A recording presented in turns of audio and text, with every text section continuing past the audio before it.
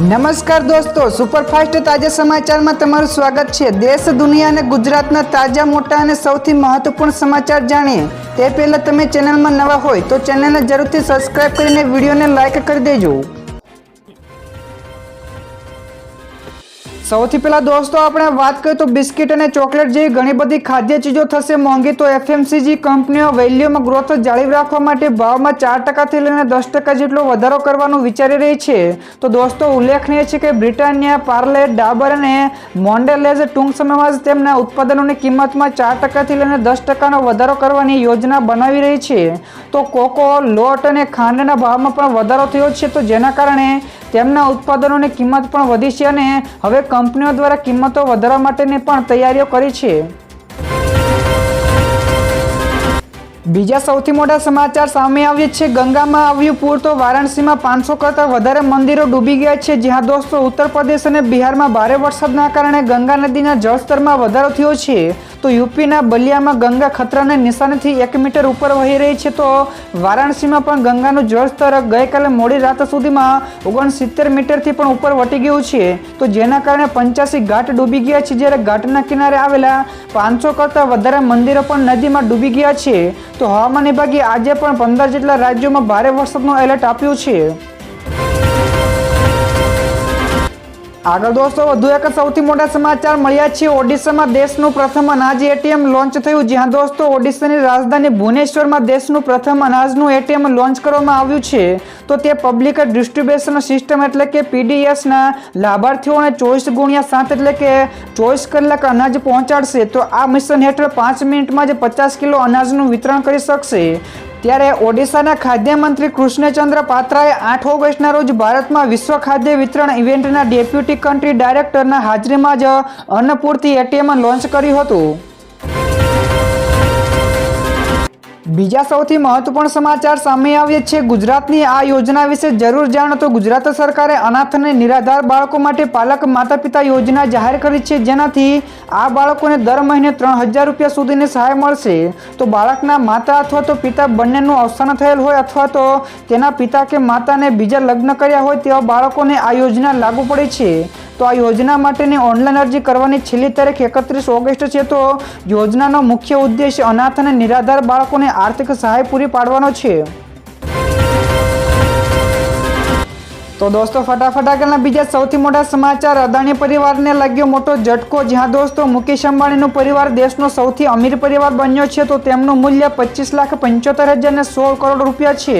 તો નીરજ બજાજની બજાજ ફેમિલી આ યાદીમાં બીજા ક્રમે છે। તો તેમની કુલ સંપત્તિ 7,12,700 કરોડ રૂપિયાની છે। તો ત્રીજા સ્થાને કુમાર મંગલમ બિરલાનો પરિવાર છે, જેમનું મૂલ્ય 5,38,500 કરોડ રૂપિયાનું છે। તો આ યાદીમાં અદાણી પરિવાર સામેલ નથી। તો આ યાદી પ્રમાણે અદાણી પરિવારનું વેલ્યુએશન 15.44 લાખ કરોડ રૂપિયા છે।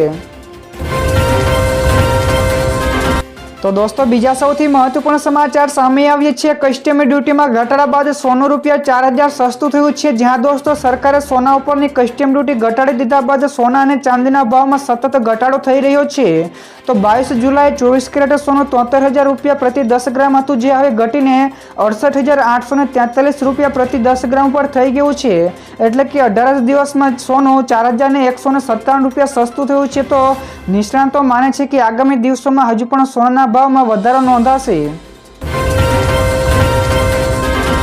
તો દોસ્તો ત્યાર પછીના બીજા સૌથી અગત્યના સમાચાર સામે આવ્યા છે। ગઈકાલે વડોદરાના વિવિધ વિસ્તારોમાં ધોધમાર વરસાદ પડ્યો છે। જ્યાં દોસ્તો વરસાદને લઈને હવામાન વિભાગે આગાહી કરી છે અને આગાહીના પગલે વડોદરા શહેરમાં ગઈકાલે સાંજે ધોધમાર વરસાદ પડ્યો હતો।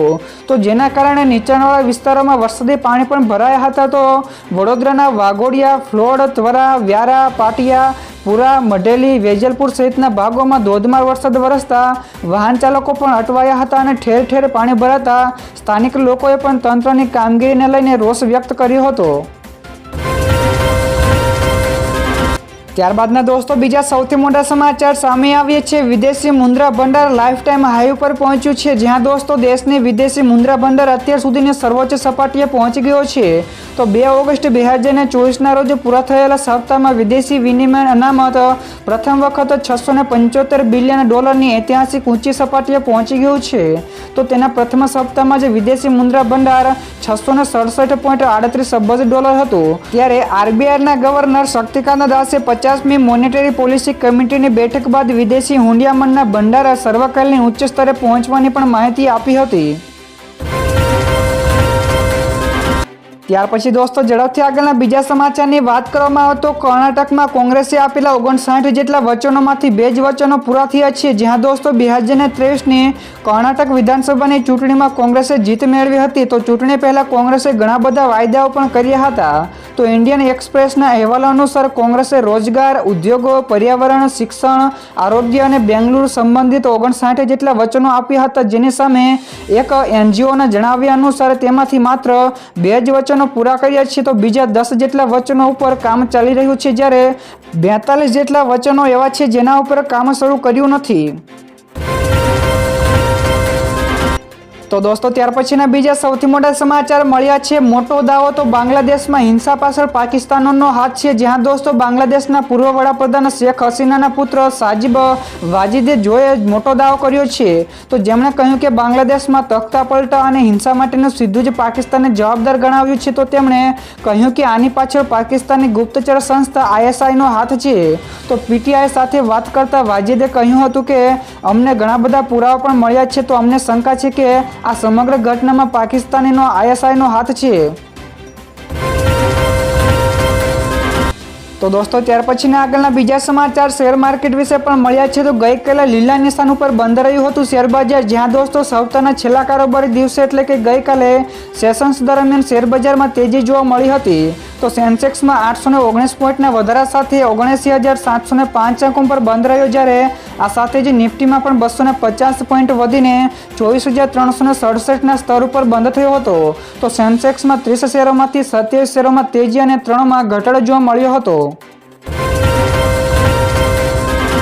ત્યાર પછી દોસ્તો ફટાફટ આગળના બીજા સૌથી અગત્યના સમાચાર મળ્યા છે। એક સપ્તાહમાં 836 કરોડનો ચરસ ગાંજો તેમજ ડ્રગ્સનો જથ્થો જપ્ત કરવામાં આવ્યો છે। જ્યાં દોસ્તો ગુજરાત પોલીસ દ્વારા એક અઠવાડિયામાં 9 જેટલા સ્થળોએ દરોડા પાડીને 836.36 કરોડની કિંમતનો ચરસ ગાંજો તેમજ ટ્રામાડોલ લિક્વિડ ટેબ્લેટ સહિતનો મુદ્દામાલ સીઝ કરીને 14 જેટલા આરોપીઓ સામે નાર્કોટિક્સનો ગુનો દાખલ કર્યો છે। તો અમદાવાદ શહેર, પશ્ચિમ કચ્છ, નવસારી, પશ્ચિમ રેલવે, વડોદરા પોલીસ અને જીઆઈડીસી ક્રાઇમ દ્વારા 2.38 લાખનો ગાંજાનો 25.632 કિલો મુદ્દામાલ સાથે 7 આરોપીઓને પણ પકડીને પાડવાની કાર્યવાહી હાથ ધરવામાં આવી છે।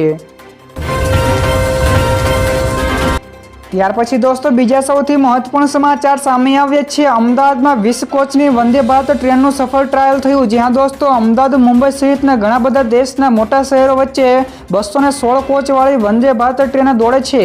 ત્યારે હવે 20 કોચ સાથેની વંદે ભારત ટ્રેનનું ટ્રાયલ રન સફળ થયું છે। તો ગઈકાલે સવારે અમદાવાદના કાળુપુર રેલવે સ્ટેશનથી 20 કોચવાળી નવી કેસરી કલરની વંદે ભારત ટ્રેનનું રન થયું હતું, જેમાં ટ્રેનને 130 કિલોમીટરની સ્પીડે દોડાવવામાં આવી હતી। એટલે હવે માત્ર 4.30 કલાક એટલે કે 4.5 કલાકમાં અમદાવાદથી મુંબઈ પહોંચી શકાશે। તો દોસ્તો ત્યાર પછીના બીજા સૌથી મોટા સમાચાર સામે આવ્યા છે। બજાજ ફાઇનાન્સની મુશ્કેલીઓ વધી છે। જ્યાં દોસ્તો ફાઇનાન્શિયલ સર્વિસ પ્રોડક્ટર કંપની બજાજ ફાઇનાન્સ ટેક્સ ચોરીના આરોપમાં જીએસટી વિભાગના નિશાના હેઠળ આવી છે। તો જીએસટી વિભાગે કંપનીને રૂપિયા 340 કરોડથી વધુની ટેક્સ ડિમાન્ડ સાથે કારણ બતાવવાનો નોટિસ જારી કરી છે।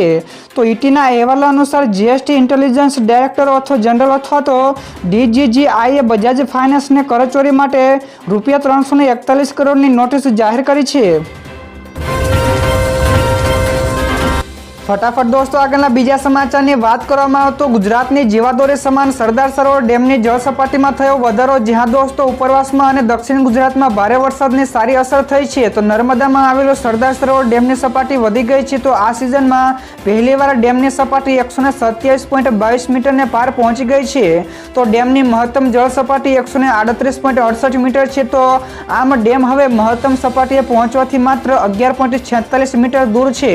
તો ડેમમાં પાણી પાણીની આવક સામે જાવક પણ ઘટી છે, તો તેથી ડેમમાં 60% ઉપર પાણી ભરાઈ ગયું છે। તો દોસ્તો ફટાફટ આગળના બીજા સમાચારની વાત કરવામાં આવે તો હિમાચલમાં ફાટ્યું વાદળ, તો 45 લોકો તણાયા જ્યારે 13 જેટલા લોકોના મોત થયા છે। જ્યાં દોસ્તો હિમાચલમાં કુદરતી આફતોનો સિલસિલો ચાલુ છે। તો ગઈકાલે રાત્રે સમયે બાલીપુર પાસે વાદળ ફાટવાના કારણે 45 લોકો તણાયા હતા। તો એનડીઆરએફની ટીમે 13 મૃતદેહોને પણ બહાર કાઢ્યા છે। તો રેસ્ક્યુ ઓપરેશન ચાલુ છે। તો મંડીમાં 9 મીલ નજીક ચંદીગઢ અને મનાલી નેશનલ હાઈવે પર પણ ભૂસ્ખલન થયું હતું। તો અગાઉ મંડી, શિમલા અને કુલ્લુમાં પણ 7 જેટલા સ્થળોએ વાદળ ફાટવાની આવેલા પૂરમાં 36 લોકો તણાયા હતા, જ્યારે હજુ સુધી 33 જેટલા લોકોનો પતો લાગ્યો નથી।